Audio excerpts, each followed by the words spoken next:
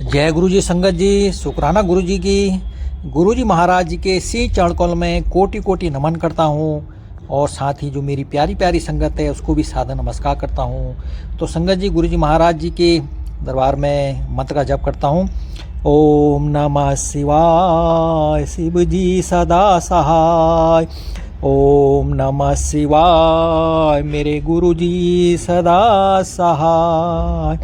जय गुरु जी की, शुक्राना गुरु जी की। तो संगत जी, गुरु जी महाराज जी के दरबार में एक बहुत ही पुरानी आंटी अपना सत्संग को शेयर करने जा रही है, तो आप लोग जरूर सुने संगत जी। तो संगत जी, पता नहीं कितने संगत लोगों को आज गुरु जी महाराज जी का आशीर्वाद मिलने वाला है। इस सत्संग को सुन के पता नहीं गुरु जी महाराज कितने लोगों के ऊपर आज इस सत्संग को सुन के कल्याण करने वाले हैं। तो संगत जी, मैं 100% कह सकता हूँ कि आज गुरु जी महाराज अपने संगत के ऊपर ब्लेसिंग देने जरूर आ रहे हैं, क्योंकि यह गुरु जी महाराज, देखो ये गुरु जी महाराज ही बुलवाते हैं संगत जी। ये गुरु जी महाराज में से आज जो है बुलवा रहे हैं, तो इसलिए मैं आपको ये बोला हूँ संगत जी। तो पता नहीं कितने संगत लोगों का आज कल्याण होने वाला है इस सत्संग को उनको सुन के। तो संगत जी, आप जो है इस सत्संग को बहुत ही ध्यानपूर्वक सुने। पता नहीं गुरु जी महाराज पता नहीं आज किस किस संगत को ब्लेसिंग देने वाले हैं। बहुत ही प्यारा ब्लेसिंग भरा सत्संग है आंटी जी का, तो आप इस सत्संग को आप जरूर सुने। जय गुरु जी की, शुक्राना गुरु जी की। जय गुरु जी, सभी को मेरा नमस्ते। बहुत सुंदर दरबार है। थैंक यू अंकल, आप इतना प्यारा दरबार हमारे तक लेके आ रहे हैं और हमें गुरु जी की ब्लेसिंग्स दिलवा रहे हैं। Without wasting my time, I would like to share my satsang because it is going to be a lengthy.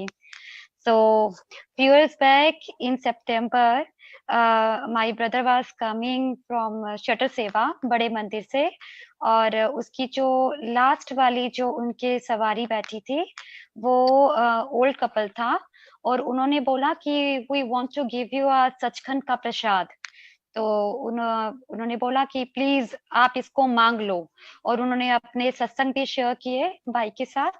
और फिर भाई ने वो सचखंड का बहुत स्मॉल क्वांटिटी में वो प्रसाद था जो उनको दिया, एंड ही रिसीव दैट प्रसाद, और वो घर आ गया because it was a very big blessing. तो उसने घर में आके when he reached back 2:30 at home, तो उसने सबको जगा दिया और वो प्रसाद के बारे में बताया, और हम सब उसके बाद सोने चले गए। लेकिन 3:30 के अराउंड अगेन हमें फोन आया मेरे कजन का कि मेरे चाचा जी की तबीयत बहुत अचानक से खराब हो गई थी, और सभी जो वो कहते कि हम लोग जल्दी से जा रहे हैं मैक्स हॉस्पिटल में और तुम लोग जल्दी से पहुंचो। और वो वहां पे चले गए, और जाते उनको डायरेक्टली मतलब चाचा जी को पुट हिम ऑन वेंटिलेटर। और let me tell you in condition, इस condition he is still diabetic patient, और वो एस्थमेटिक भी है, और it was a third attack जो उनको आया था, it was a massive attack. और डॉक्टर ने बोला कि 20% उनका जो हार्ट है वो काम कर रहा है, और उनको लंग्स इन्फेक्शन भी हो गया था साथ में, और उनकी हालत बहुत क्रिटिकल थी। तो जब रात को वैसी जो नाइट है वो वैसी ही निकली, और वो सैटरडे का दिन ऐसे ही निकल गया। संडे को इवनिंग में 4 बजे के अराउंड हम लोगों ने ये डिसाइड किया कि शायद ये प्रसाद जो है वो चाचा जी के लिए आया, गुरुजी ने उनको उनके लिए भेजा है। लेकिन मुझे यहाँ पे कुछ बताना है कि जो मेरे चाचा जी की फैमिली थी वो गुरुजी के बिलीवर नहीं थे, वो उनके फॉलोवर नहीं थे। इनफैक्ट वो तो उल्टा गलत ही बातें करते थे गुरुजी के बारे में। तो अब उनको जब मेरे को आगे किया गया फैमिली में कि तुम जाओ, और डॉक्टर ने वैसे भी जवाब दे दिया हुआ है तो जाके इनको बोलो कि ये प्रसाद दे दे उनको। तो जब मैं उनके पास गई तो मेरी कजन ने, उनके 4 बच्चे हैं, 2 सिस्टर्स हैं मेरी और 2 ब्रदर हैं।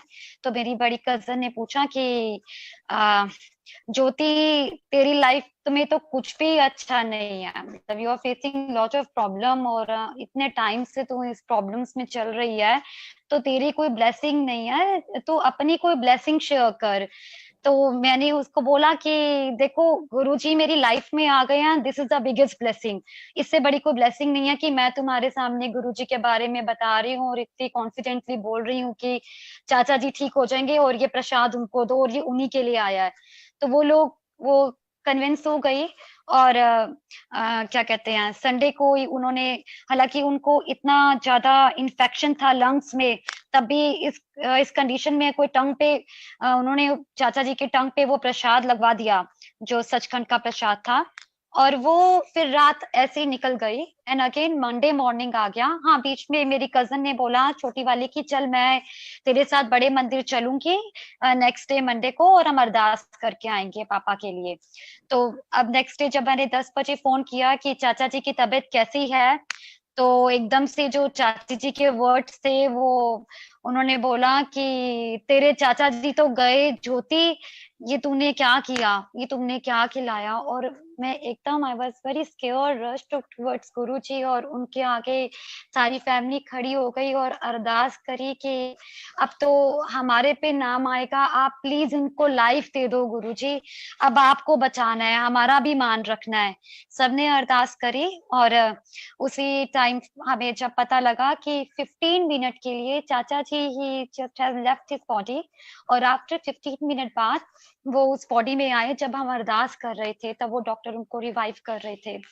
तो वो दिन फिर जब हम वहां पहुंचे, वहां वहां पे मैं हॉस्पिटल पहुंची, तो मैंने अपनी कजन से कहा कि तुमने कहा था बड़े मंदिर जाना है तो चलो अब अरदास करके आते हैं। तो मेरे कजन के वर्ड थे कि मैं तो नहीं जाऊंगी, मेरे पापा के पास पता नहीं कितना टाइम है, डॉक्टर्स ने बोला हुआ है कोई उम्मीद नहीं है, तो मैं अपने पापा को इतनी देर देखना चाहती हूँ, मैं नहीं जाऊंगी। ज्योति तुझे जाना है तो जा।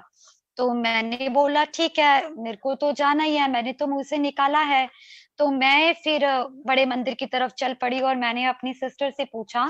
वो जस्ट बिलीव करती है गुरुजी को, लेकिन वो फॉलोवर नहीं है। लेकिन उसके दोनों बच्चे जो हैं वो बहुत बड़े फॉलोवर हैं, और वो बहुत बिलीव करती है, मेरे नेफ्यू।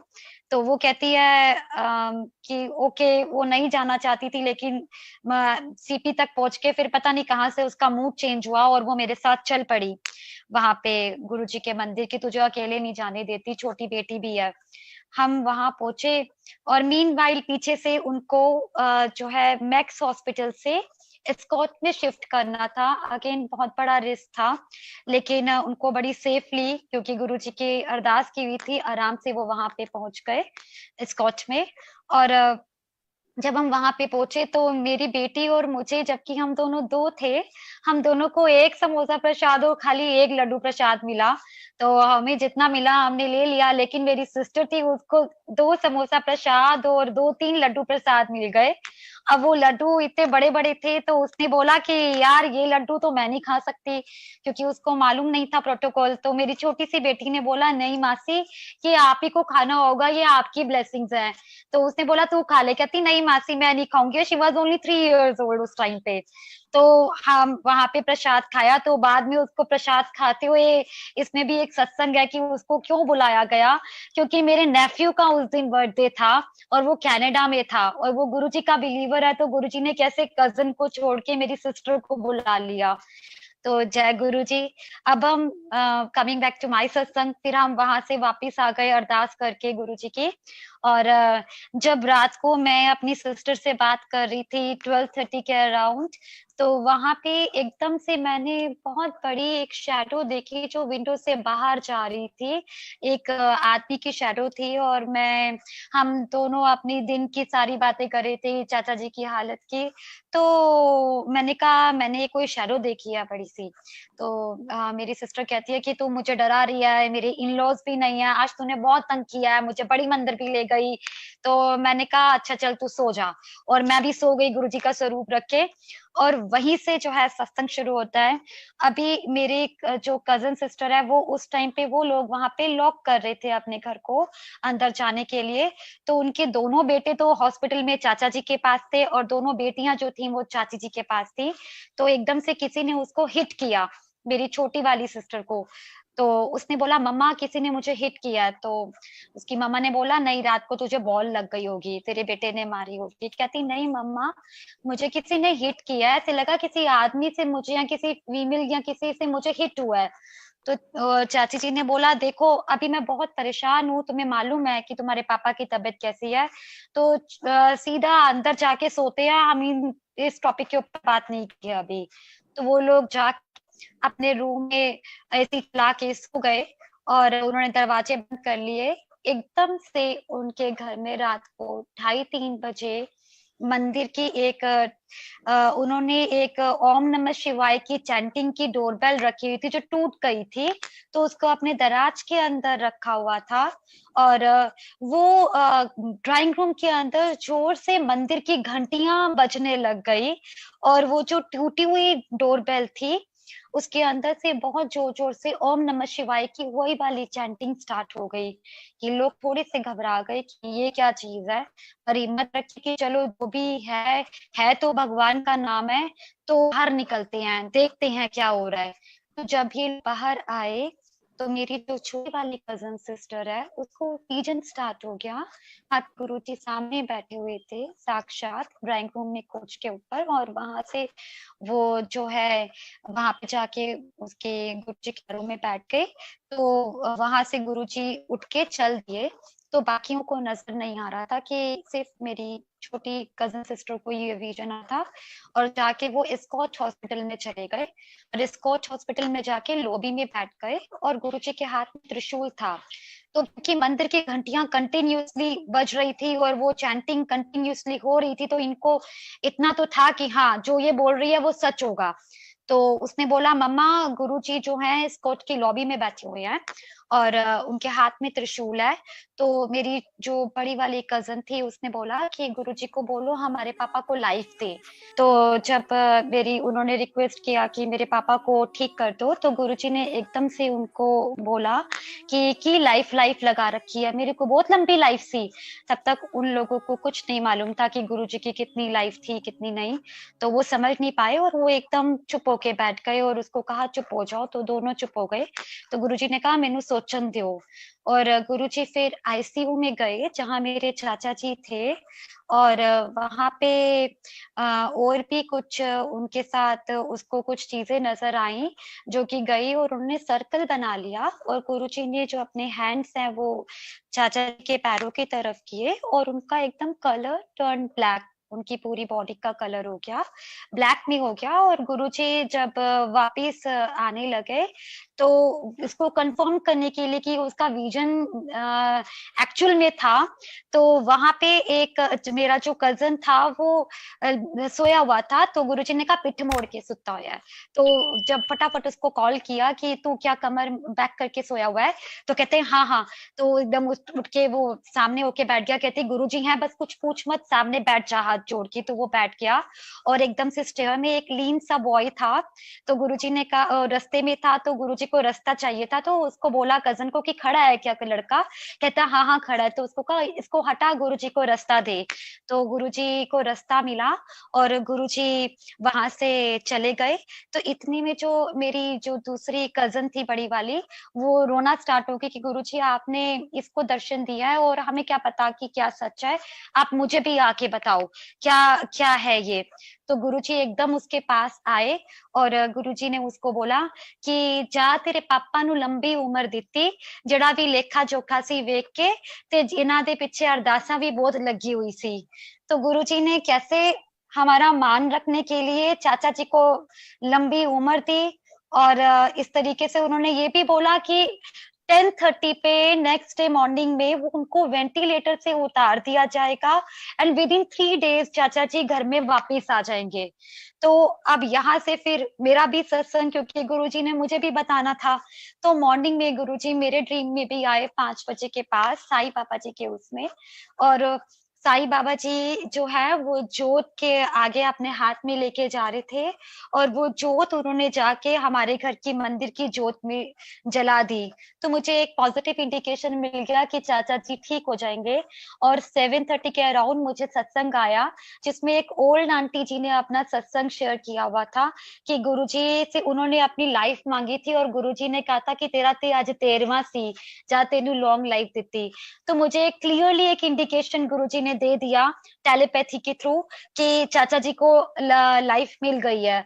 मैंने अपने एक ब्रदर को फोन किया तो वो बहुत रिलैक्स था और उसने, मुझे आज भी याद है, उसने इन वर्ड में बोला, अरे बहना तू शांत हो जा, 10:30 के बाद तुझे बताता हूँ क्या हुआ है। एक बहुत बड़ा मिराकल है, लेकिन गुरुजी का अभी हमें हुक्म है 10:30 के बाद बताऊंगा। एक्चुअल में 10:30 के बाद डॉक्टर आए। डॉक्टर ने बोला कि ये तो ठीक हो रहे हैं, इनको वेंटिलेटर की जरूरत नहीं है, इनको नॉर्मल वार्ड में शिफ्ट कर दो। और उनको वेंटिलेटर से हटा दिया। कहाँ सभी रिलेटिव्स भी बोल रहे थे कि कुछ भी नहीं है, घर में ले चलो, और कहाँ डॉक्टर खुद बोल रहा था कि कुछ भी नहीं है इनके अंदर।